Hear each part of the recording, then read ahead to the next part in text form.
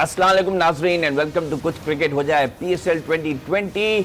और हमेशा के साथ मेरे साथ मौजूद हैं मोहसिन हसन खान साहब, अपने ज़माने के बड़े master blaster opening batsman and one of the best fielders specially in the covers. और नाज़रीन आपको बताते चलें कि it's not very good news from Lahore, expected भी था। The match has been abandoned after 16.5 overs. पहली इनिंग्स में बस इतना ही हो सका कि बारिश आ गई और 11 बजे उन्होंने कट ऑफ रखा था और अनाउंस कर दिया कि अब मैच नहीं होगा। तो इस तरह एक एक पॉइंट मिल गया मुल्तान सुल्तान को और कराची किंग्स को। Let's have a look at the points table ताकि बिल्कुल क्लियर हो जाए कि इस एक एक पॉइंट के बाद क्या सिचुएशन है। पॉइंट्स टेबल आपके सामने है। Multan Sultan stay at the top because of the 1 point that they have got.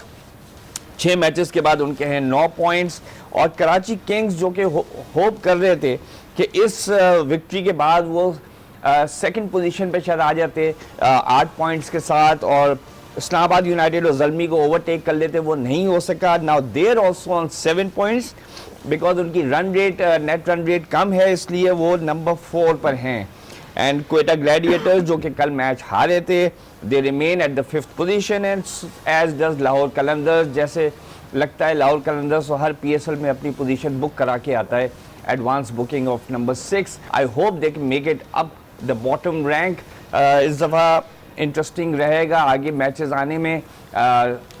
Mohsin, regarding today's match, you couldn't help it because बारिश है और अनफॉर्चुनेटली ऐसे टाइम आई जहाँ पे ज़रा सा मैच करवट बदल रहा था। बिकॉज 64 for 6 पे तो ऐसा लग रहा था Karachi Kings have swept away, लेकिन जब शाहिद आफरीदी ने बैटिंग की और सोहेल तनवीर के साथ मिलके कोई 38 रन्स की पार्टनरशिप टुगेदर की इन 7 ओवर्स, तो फिर तो चांस हो गया था कि अगर वो लास्ट 5 ओवर्स में 25-30 रन बना लेते तो बहुत टफ हो जाता कराची किंग्स के लिए। बिल्कुल सोहेब, सबसे पहले आपको नाज़रीन को अस्सलाम वालेकुम। और बड़ी आपने लॉजिकल बात यहाँ कही और मैं ख़ुद ये फील कर रहा हूँ कि कर रहा था रादर, अब तो मैच रेंड ऑफ हो गया है। तो अगर ये स्कोर 135 से 140 या 45 तक चला जाता, इसलिए मैं अभी तक मैं ऑनेस्टली स्पीकिंग, और आई थिंक ये वेदर की वजह से थोड़ा हो रहा है, इसमें विकेट डैम्पनेस थोड़ी है, बारिश भी हुई है लाहौर में, पिच को कवर रखना पड़ा है, धूप नहीं लग पा रही है, सूख नहीं पाती है, तो पिच ग्रिप कर रही थी, ब्रेक कर रहा था। और ये ऐसा ब्रेक था जो पूरे 40 ओवर चलता, अगर 40 ओवर गेंद जाता, अगर जाता। इनके पास भी माफ़ कीजिएगा 3 बड़े अच्छे स्पिनर, मोइन अली, अपना शाहिद और ये इमरान ताहिर। तो और चौथा जो बड़ा डेंजरस बॉलर इस पिच के ऊपर, मैं जैसे मैं आपसे कह रहा था स्टार्ट से पहले, Sohail Tanvir. Because Sohail Tanvir leg cutter off cutter करता है, तेज़ यॉर्कर करता है, तो इस टाइप का बॉलर तो ऐसी पिच के ऊपर बहुत डेंजरस। तो आई थिंक शाहिद एंड बल्कि सोहेल तनवीर ने उसके साथ एक पार्टनरशिप डेवलप की, एक मैच बना लिया। मैं नहीं कह रहा हूँ कि ये क्या कहते हैं ये मुल्तान जीत जाता, लेकिन आई टेल यू व्हाट, अगर ये मैच होता आगे और अगर चल गई 140 या 145 की या लेट्स से 150 की अगर हो जाती, और जिस तरह शाहिद जा रहा था तो पॉसिबिलिटी थी। लेकिन डिसअपॉइंटिंग थिंग कि ऐसी जब पिच एक 2020 या वनडे में आ जाए ना, तो सारा गेम का मज़ा किरकिरा हो जाता है। मैं नहीं कह रहा हूँ कि चौके और छक्के सिर्फ या 6 रन के शॉट लगना चाहिए, नहीं, ऐसा नहीं होना चाहिए। बॉलर को हेल्प होना चाहिए, जिस तरह हम देख रहे हैं पिंडी में, इससे पहले लाहौर में भी बड़ी अच्छी पिच थी जिसमें थोड़ा बॉल कैरी था। खासतौर पर पिंडी के लिए मैं कहूँगा, और उससे पहले Karachi tremendous, even Multan, you know, tremendous pitches जहाँ थोड़ा सा बॉल कैरी कर रहा है। तो लेकिन आज की पिच, उसको मैं सोनली एंड सोनली ब्लेम करूँगा। नेचर से आप फाइट नहीं कर सकते, अल्लाह से तो जो कुदरत है उससे आप फाइट नहीं कर। बारिश हुई है, विकेट कवर रही, सूखने का मौका नहीं मिला, फिर भी ग्राउंड्समैन ने एक पिच प्रिपेयर की। लेकिन आई पर्सनली फील ऑनेस्टली, अगर ये 140 या 140 प्लस स्कोर कर देते तो मुश्किल पड़ जानी थी कराची को, बिकॉज उनके पास 3 बड़े जेन्युइन स्पिनर्स हैं और साथ में सोहेल तनवीर जैसे बॉलर, और डेफिनेटली कोई और भी पार्ट इन करता, कोई ब्रिलियंट कैचेस होते, अच्छी फील्डिंग कर जाते, तो मैच देखने को मिलता है। लेकिन ऑन दी होल फिर मैं ये कहूँगा, इस तरह का मैच एक T20 या वनडे को ऑनेस्टली स्पीकिंग सूट नहीं करता। लेकिन जैसे मैंने कहा, you can not fight the nature, अब कुदरत बारिश है तो उसको आप नहीं कुछ कर सकते उसके खिलाफ। अच्छा ये बताइए कि you saw the bowlers today, ठीक है, हेल्पफुल पिच थी, बॉल रुक के आ रही थी, और इवन इमाद वसीम की ball who is not a great turner वो भी टर्न हो रही थी, but you saw another youngster, not a youngster, he is played for Pakistan, Aamir Yamin, और काफी दफा वर्ल्ड कप 2019 का भी जब सिलेक्शन हो रहा था तो इनका न था among the probable bowlers, specially क्योंकि एक दो बॉलर्स हमारे इंजर्ड का खतरा था या इनएक्सपीरियंस थे। ये बताइए आज जिस तरह उन्होंने आउट किया, स्पेशली जो राइली रूसो को बॉल दी, वो बिल्कुल सामने पड़ के जरा सी कट हुई and he was caught behind, do you think Aamir Yamin is still a prospect? Not really, वो लड़का अच्छा है, मेहनती है, लेकिन ही इज़ अ पार्ट, मतलब he is not a person who is, बल्कि मुझे सबसे ज़्यादा, मैं आपको बता दूं, यहाँ मुझे आपने एक अच्छा मौका दे दिया बात करने का, ये जो बीच में आके या शुरू में जो आके मीडियम पेसर्स हैं या मीडियम फास्ट कह लें या मीडियम पेस कह लें, मुझे सबसे ज़्यादा इम्प्रेस किया उसने दिलबर ने। अच्छा, जो कल इंजर्ड भी हो गया था थोड़ा सा, आप उसकी लाइन देखें, उसकी लेंथ देखें, वो लेंथ वेरी करता है और पेस में थोड़ा सा वेरी करता है, और बड़ी अच्छे ऊपर से पूरा आर्म उसका ऐसे आता है, टॉल है, फील्डर भी बड़ा अच्छा है, तो जो इस टाइप के, लेकिन आमिर यामीन के लिए कहने के लिए is a very good young fighting cricketer, और फाइट करता है। और देखिए उसने एक बात मैं आपको कहूँ, मोइन अली ने तंग आके उसे शॉट मारा है, और वो दूसरा जो आउट था हुआ था राइली रूसो, नहीं एक और ओपनर भी तो आउट हुआ था इसी के ऊपर शायद, या अमीन के ऊपर, यामीन ने 2 आउट किए, एक आउट किया, 2 आउट किए, 2 आउट किया, राइले रूसो को दूसरा आउट किया था। राइले रूसो भी because of his good line and length, बीच बीच में उसे गेंदें की हैं, मौका नहीं दिया उसको। मोइन अली को मैंने आउट होते हुए देखा था, उसने भी तंग आके निकल के हिट मारी, लेकिन वो भी बैट के नीचे लगी, जो मिड ऑफ के ऊपर कैच हो गया। तो डेफिनेटली क्रेडिट जाता है इस बच्चे को, ये जो मेहनत, और I think is pretty young. मैं इसलिए और भी पूछ रहा हूँ कि जब जिम्बाब्वे के टूर पे भी इनको ले गए थे कुछ साल पहले, और he bats well in the sense कि इसने शोएब मलिक को बहुत अच्छा स्टैंड दिया था, and Pakistan either almost won or they won the game because of that. I think Malik के 90s में उसका स्कोर था और आमिर यामीन दूसरे एंड पे खड़ा रहता, तो he is a good lower order bat and is a good swing bowler. क्योंकि अगर ऑस्ट्रेलिया में भी वर्ल्ड कप का हम सोच रहे हैं, the pitches are going to be very bouncy, but वहाँ पे जितने बैट्समैन आते हैं they play well against pace, तो वहाँ पे एक आपको स्विंग बॉलर मिल जाए जिसकी हमें तलाश है, that would be a lot better. Because अब वो वहाब रियाज और मोहम्मद आबिद ने ठीक है परफॉर्म तो किया पिछले मैच में, बट यू नो आमिर के साथ साथ अगर आपको एक right arm lower middle order batsman मिल जाए तो उस नजर से मैं कह रहा था। बट आगे चलते हैं। नहीं, अच्छा, आपने देखिए पॉइंट बड़ा अच्छा रेज किया है, मैं इस पे क्विकली एक बात कहता जाऊं।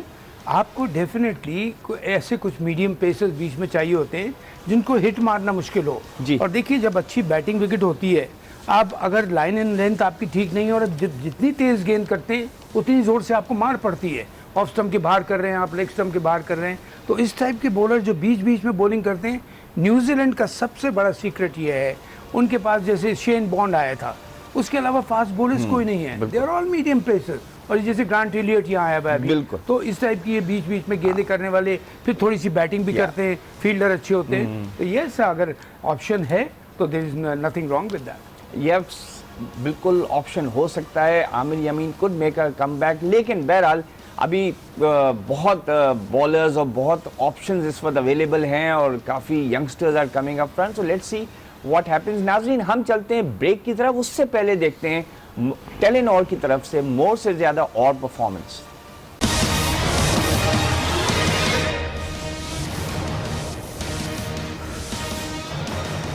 Welcome back from the break. आप देख रहे हैं कुछ क्रिकेट हो जाए PSL 2020 and we are with Mohsin Khan as always. नाज़रीन, एक इशू है जो कि गर्दिश कर रहा है, डिफरेंट चैनल्स के ऊपर भी आया, आज टीवी के ऊपर भी उसको प्रोमिनेंसी मिली है, और that is something to do with Quetta Gladiators, क्योंकि कुछ ऐसे इश्यूज हो रहे हैं ओवर द लास्ट 5-6 मैचेस जिसमें Quetta Gladiators on the back foot हमेशा नजर आए।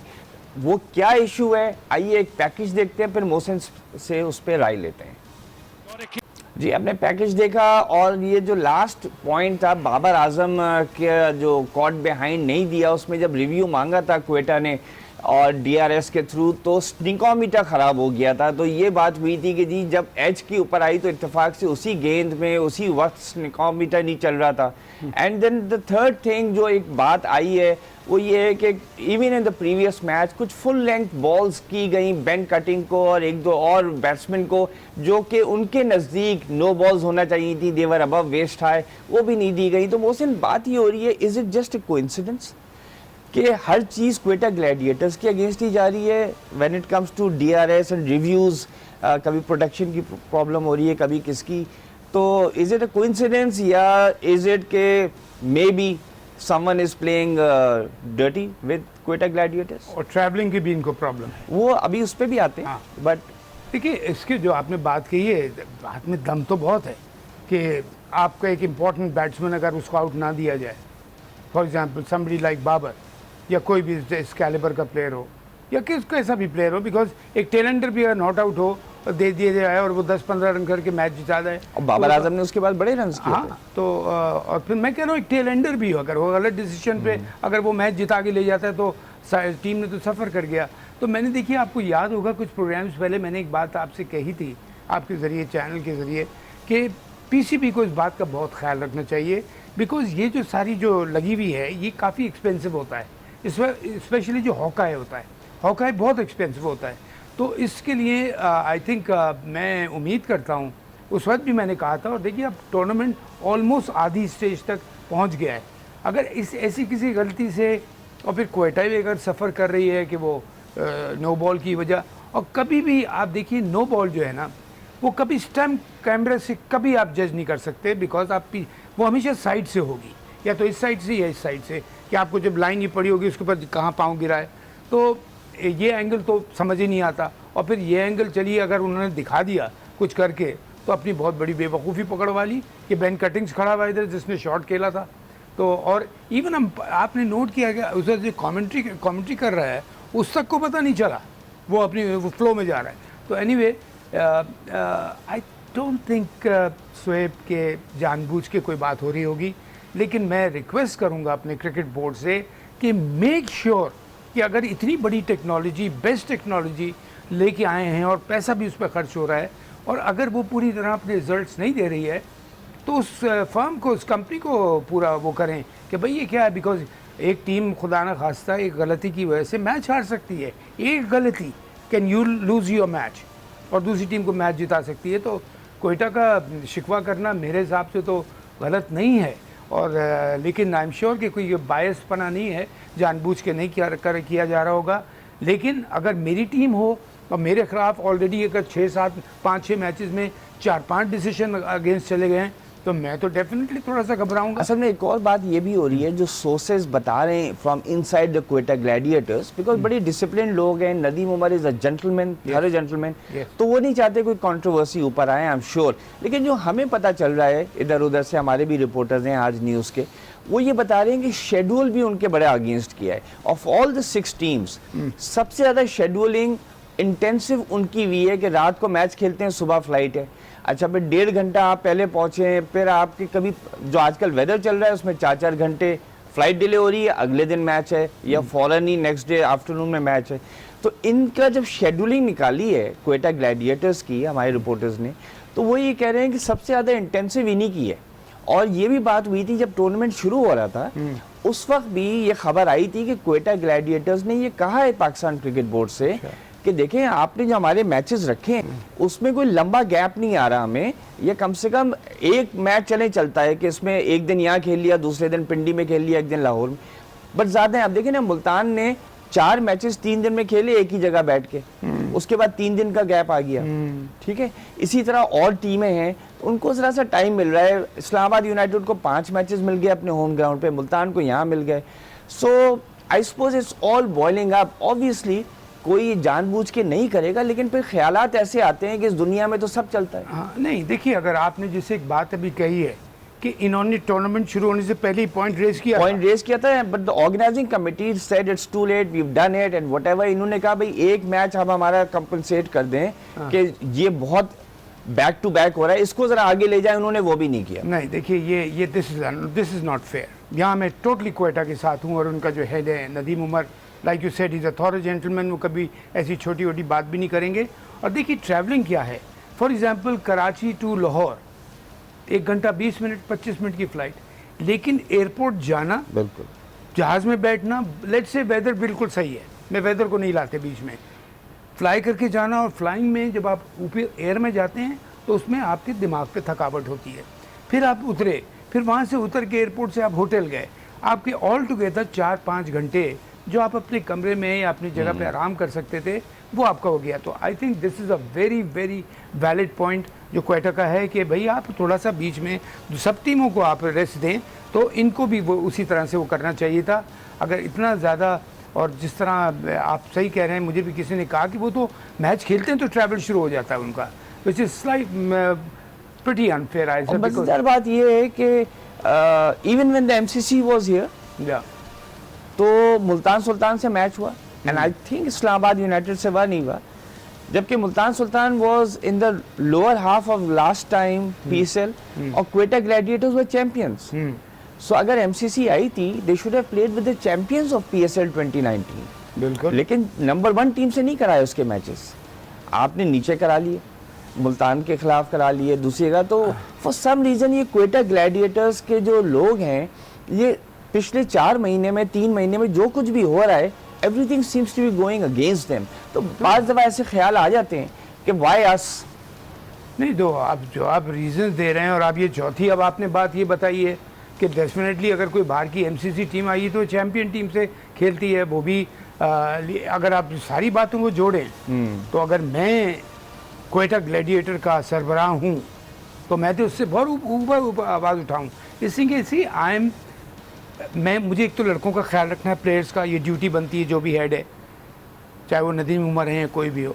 फिर ये चीज़ें देखते हुए कि भाई अगर सबके साथ ये हो रहा है, बहुत ट्रैवलिंग हो रही है, आप यकीन कीजिए हम लोग जब खेल रहे थे हमारा हर दिन मैच नहीं होता था, लेकिन ट्रैवलिंग करना Shoaib, it is so tiring.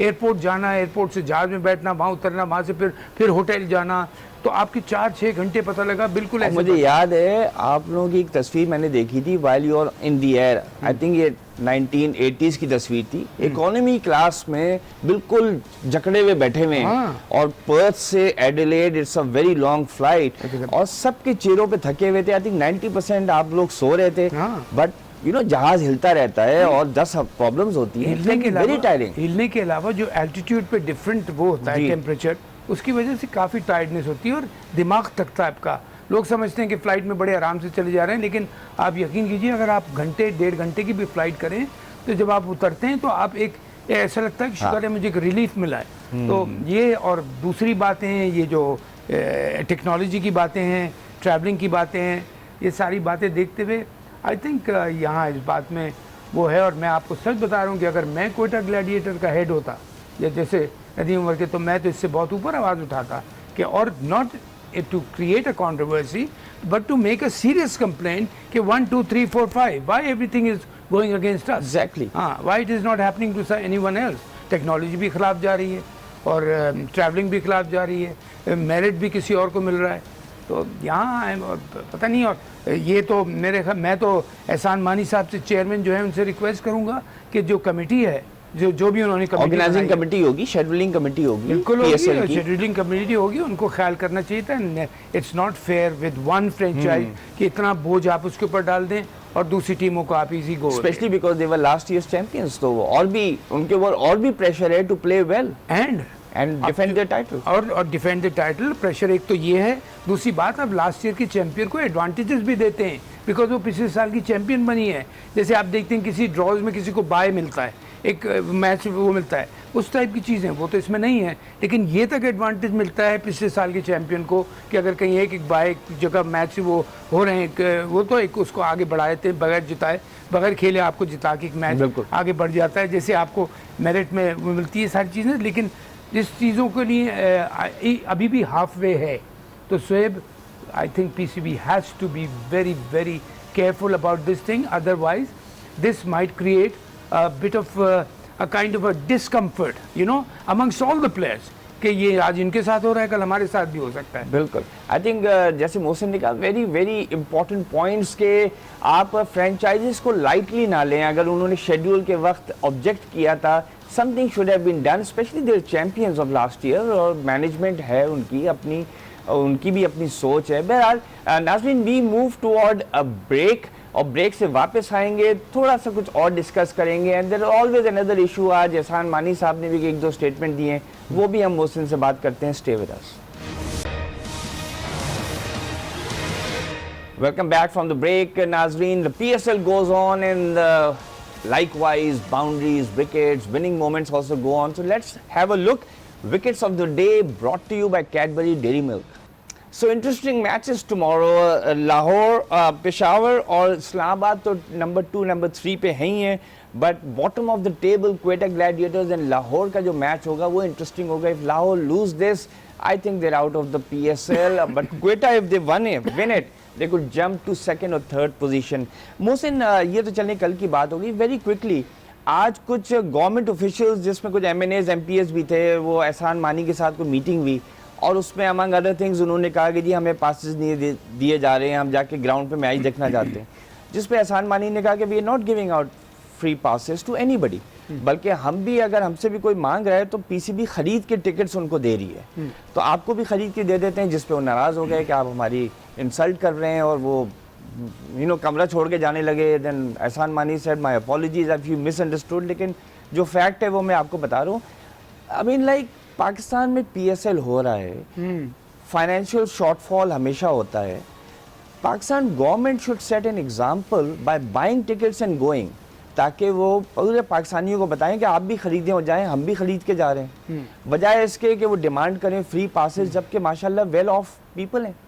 हाँ देख, पासेस इश्यूज नहीं किए हैं वाकई PCB ने, कॉम्प्लीमेंट्रीज नहीं दिए, फिर तो आप बिल्कुल सही कह रहे हैं। आई एग्री विद यू कि जो भी जाना चाहता है एक टिकट खरीदें। PSL फर्स्ट टाइम पाकिस्तान में हो रहा है, आप जाएँ, कंट्रीब्यूट करें, थोड़ा सा एंजॉय करें अपनी फैमिली के साथ जिसको ले जाना है। हाँ, लेकिन ये भी हो रहा होगा उससे टिकट्स नहीं मिल पा रहे होंगे कुछ है। लेकिन अगर let's finish this thing on this, अगर PCB पासेस नहीं दे रही टोटली, तो फिर तो सही है, फिर तो बिल्कुल सही है। I agree with PCB।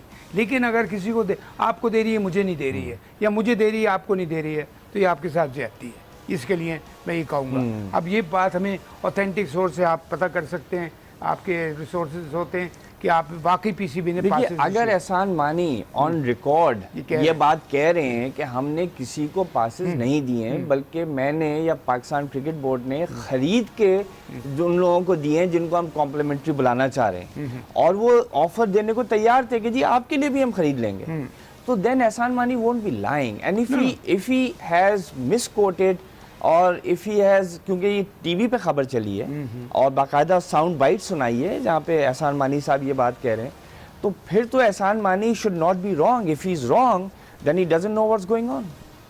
Well, if it's going wrong he doesn't know what's going on. ये आपने बड़ी अच्छी स्टेटमेंट दी है, और मेरा ख्याल एहसान मानी गलत बयानी तो नहीं करेंगे, बिल्कुल। लेकिन अगर उनकी इत्तला टीम ने उनको गलत खबर दी है, then it's unfair to him. They should be penalised for that, because वो चेयरमैन को एम्बैरस कर रहे हैं। अगर ये बात हुई है तो चेयरमैन, और एहसान मानी के लिए मैं ज़रूर कहता जाऊँगा, he is a very dignified person. लेकिन दूसरी भी और बातें होती रहती हैं, लेकिन यहाँ टिकट लेके जाने में मैं समझता हूँ हर्ज क्या है। अगर चले जाएँ आप टिकट लेके, अब जैसे PCB ने कुछ एक्स क्रिकेटर्स को भी दिए होंगे, आई एम श्योर के दिए होंगे, लेकिन ये कि एक्स क्रिकेटर्स में और एक MP में बहुत ज़मीन आसमान का फ़र्क है। He is got no concern with cricket, he is like a common person. और वही एहसान मानी साहब भी कह रहे हैं कि अगर हमने एक्स क्रिकेटर्स को भी बुलाए हैं, उन्होंने स्पेसिफिकली ये नहीं कहा, लेकिन उनका मतलब ये था उनको भी हमने खरीद के दिए। हाँ, तो खरीद के दिए, तो इसमें मेरा ख्याल तो और गलत बयानी वो नहीं करेंगे। और इस बात को फिर हम रिपीट कर रहे हैं, आप और मैं दोनों मिलके, कि अगर एहसान मानी चेयरमैन को गलत इन्फॉर्मेशन दी है तो that committee should be penalised for that. बिल्कुल। लेकिन ये कॉन्फ्लिक्ट ऑफ इंटरेस्ट जो है ना, ये बहुत मुसीबत क्रिएट कर रहा है। ये मुझे भी कहा गया था जब मैं क्रिकेट कमेटी का चेयरमैन था कि हम आपको अगर दूसरी सही जगह पे लेके आए हैं, बिकॉज मैं आप इसमें इंटरेस्टेड नहीं है, तो आप इससे रिज़ाइन कर लें। कॉन्फ्लिक्ट ऑफ इंटरेस्ट होता है, लेकिन दूसरी और जगह बहुत कॉन्फ्लिक्ट ऑफ इंटरेस्ट हुआ है। एहसान मानी को उन चीज़ का ख्याल करना चाहिए। Absolutely, I think it's quite obvious क्या हुआ है। नाज़रीन, thank you for watching us, and Mohsin thank you so much for being here and expert comments. नाज़रीन, कल इसी वक्त 11 बजे हम प्रोग्राम के साथ हाजिर होंगे। जब तक के लिए इजाज़त दीजिए। अल्लाह हाफिज़।